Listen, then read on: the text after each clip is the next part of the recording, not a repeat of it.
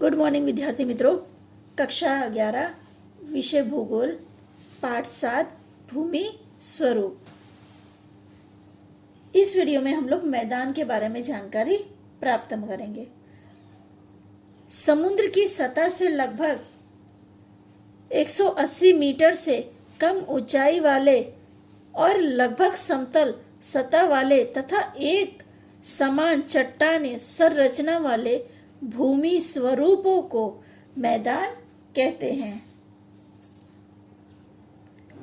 अन्य भूमि स्वरूपों की तरह मैदान की ऊंचाई का अंक भी भ्रमक है।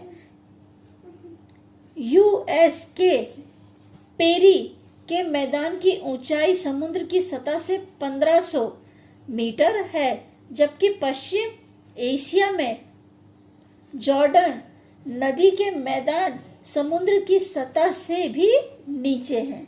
महाद्वीपों की कुल भूमि जो है वो 41% भाग पर मैदान फैला है। मैदानों के मुख्य 3 विभाग किए गए हैं। आप लोग को ये याद रखना होगा कि मैदान का जो फैलाव है वो 41% में है। यहाँ पे हमने 3 भागों की बात की। पहला है तटीय के मैदान, दूसरा है घर्षण के मैदान, तीसरा है निरपेक्ष के मैदान। तीसरा है निक्षेपण के मैदान। पहले हम लोग तटीय मैदान के बारे में जानेंगे। समुद्री किनारे के नजदीक आए हुए मैदान को तटीय मैदान कहते हैं। इस मैदान का उद्भव है वो महाद्वीपीय निगमन तट के ऊपर उठ आने से होता है। इसका ढाल समुद्र की ओर रहता है। महाद्वीपों के आंतरिक भाग से नदियां काप बहाकर लाती हैं तथा इन मैदानों में निक्षेपण करती हैं तो उसे समतल बना देती हैं। कभी घर्षण की क्रिया के कारण भी ऐसे मैदान बनते हैं। ऐसे मैदान क्षार युक्त जमीन होने के कारण अधिकतर खेती के लिए अनुपयोगी होते हैं, क्योंकि क्षार युक्त है। क्षार युक्त होने की वजह से ये खेती के लिए उपयोगी नहीं है। भारत में मालबार के किनारे, जापान के पश्चिम किनारे ऐसे मैदान आए हुए हैं। दूसरा है घर्षण के मैदान। इन मैदानों की रचना में आपदान अपक्षय की शक्तियां जैसे नदी, हिम नदी, पर्वत आदि के महत्वपूर्ण भूमिका होती है। गतिशील शक्तियों में लगातार घर्षण कार्य से पर्वत पठार घिसकर समतल बन जाते हैं।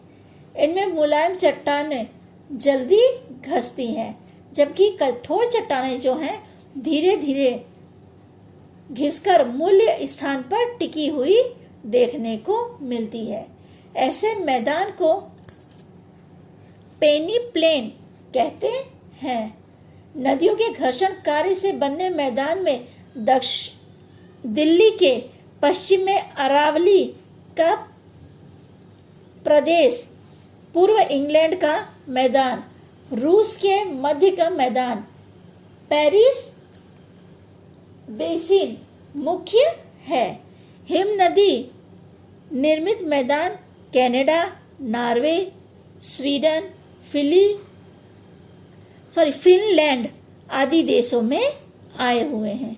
सूखे एवं अल्प मात्रा में वर्षा होने वाले रेगिस्तानी प्रदेशों में पवनों के घर्षण द्वारा बने मैदान आए हुए हैं।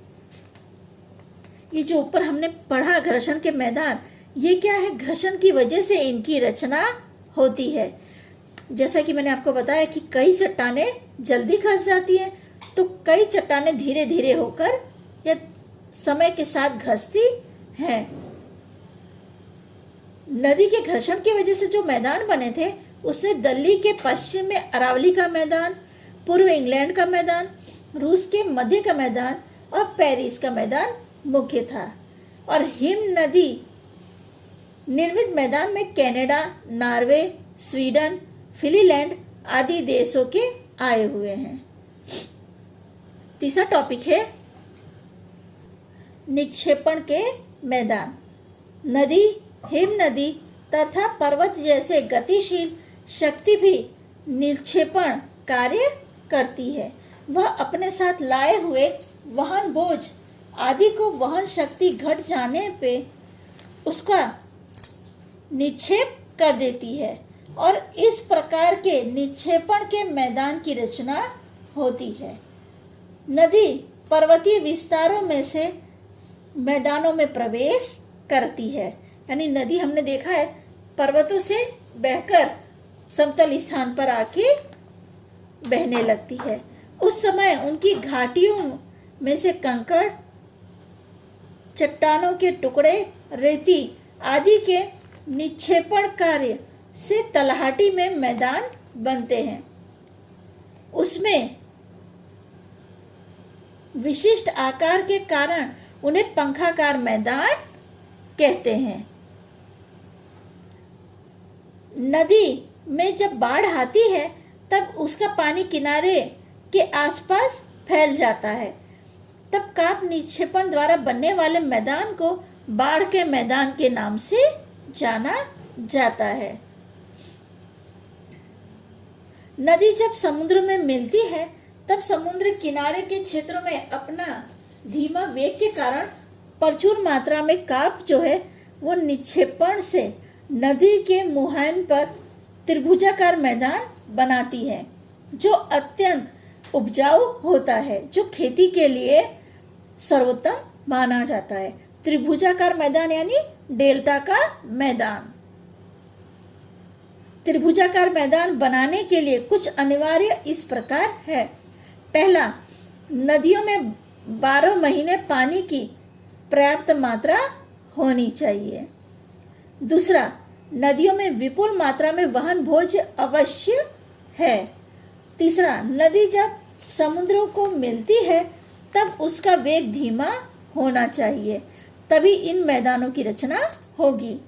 चौथा, समुद्र में तूफानी तरंग या बड़े ज्वार न आते हो, यह आवश्यक है। भारत में गंगा, ब्रह्मपुत्र एवं गोदावरी,